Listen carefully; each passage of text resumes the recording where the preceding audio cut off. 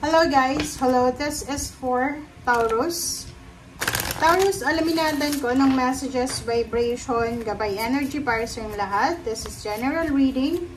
Pwede kayong makaresonate. Please connect your intuition sa bawat baraha na lumalabas dito sa ating reading. Okay, number 8. This is Coffin, 21, 3. Nakikita ko sa'yo dito, Taurus, na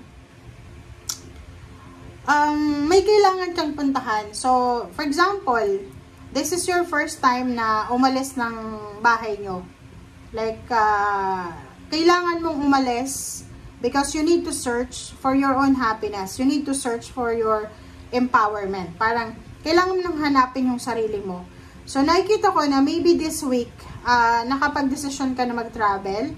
Or maybe this week, nakapag-desisyon ka na umalis. Nakapag-desisyon ka na tapusin, like for example, ganyan. Maybe yun, relationship, pwedeng nag-decide yung karelasyon mo na maghiwalay na kayo, parang gano'n. Or maybe, yun, pwedeng namatayan kayo, condolences sa mga namatayan. And this week is maybe this is the grieving, first week ng grieving period mo. Okay, so comment down below if you resonated. Alright. So,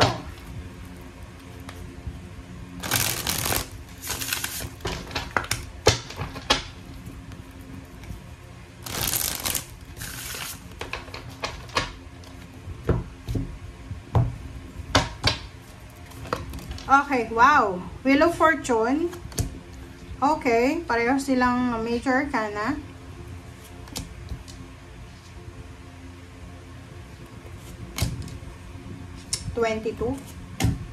Wow! So, 3 major arcana siya. So, yung chariot na to, resonated siya sa 21 na yan. So, yun. Yung Wheel of Fortune tsaka the World, resonated siya dito sa coffee na yan.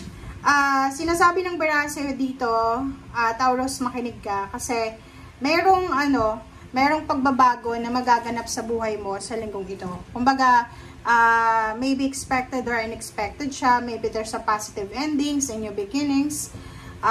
Pwedeng yun. First week mo sa ibang bansa, first week mo sa city, parang ganun. So, yung Wheel of Fortune, this is 10. This is 10 also. So, 10-10.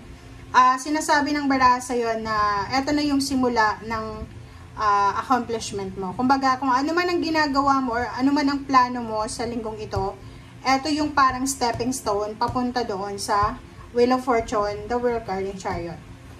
Ang Wheel of Fortune mo, sinasabi ng Barasa na mayroong nakatadhana talaga na panahon para sa ating lahat na iikot yung Wheel of Fortune. Hindi naman lahat ng oras nasa ilalim ka. Hindi naman sa lahat ng oras nasa ibabaw ka. So, kung nasa ilalim ka, this week ay simula na to ng pag-iikot ng Wheel of Fortune na para pumabor naman sa'yo. And the World cards, sinasabi ng barahan na yun, pwedeng this week simula na to ng pag-a-apply papuntang ibang bansa or paglipat sa ibang lugar.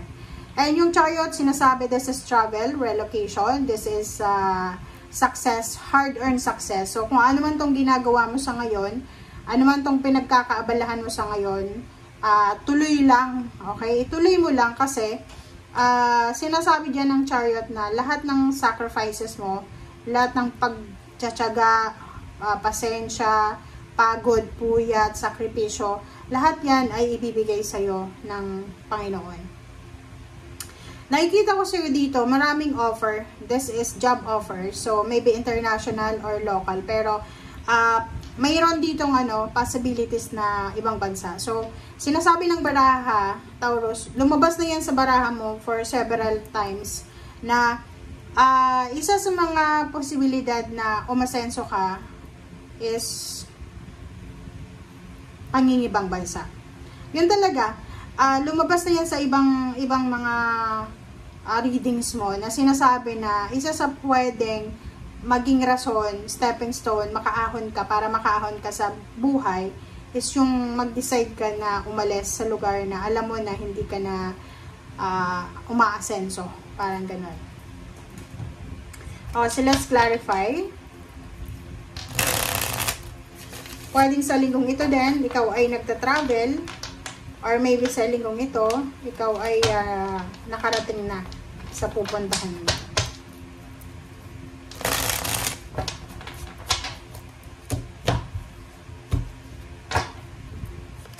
Okay. Wheel of Fortune, King of Cups. So, sinasabi ng barahan na this is your time. This is your, kumbaga,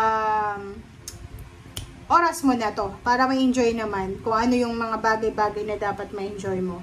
Yung King of Cups dito guys, sinasabi ng barahan na darating na yung oras, darating na yung panahon na matatahimik na yung buhay mo. Kasi pwedeng ang hirap ng pinagdaanan mo sa buhay.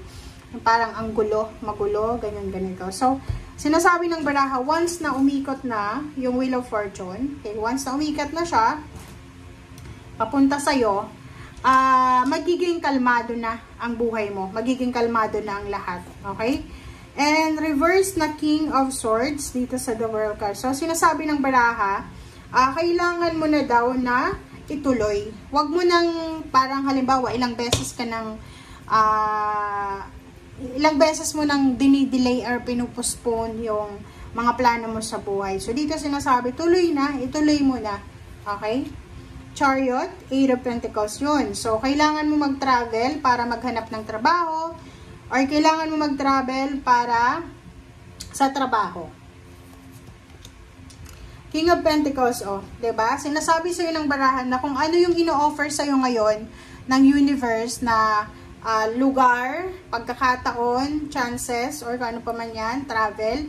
Sinasabi ng barahan na diyan mo makukuha yung King of Pentacles. Kumbaga, diyan ka magiging King of Pentacles. May ganun talaga, guys, na kahit sabihin natin na ayaw nating umalis sa Pilipinas, ayaw nating umalis sa probinsya natin, kung yung opportunity is nasa Maynila, nasa city, nasa ibang bansa, hindi ka naman mag-i-stay sa probinsya ng walang trabaho, di ba? So, nakikita ko dito yung idea, 21 yung idea ng pakikipagsapalaran.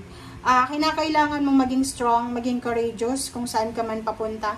Basta isipin mo, keep going lang, okay? Huwag kang panghinaan ng loob kasi maganda yung takbo ng baraha mo. Zero the Fool, 'di ba? So kung ano man tong pipiliin mo kasi maraming choices and options diyan. Kung ano man 'yan na pipiliin mong lugar, ano man 'yang pipiliin mong trabaho, basta do your best and God will do the rest. Okay? And wag mong kakalimutan na 'yun na nga, hanapin mo ang sarili mo. Hanapin mo yung lugar, sitwasyon, relationship, or kung sino man siya na alam mong magbibigay sa'yo ng ligaya. Okay? Yun yung pinaka-importante. Thank you guys. Bye!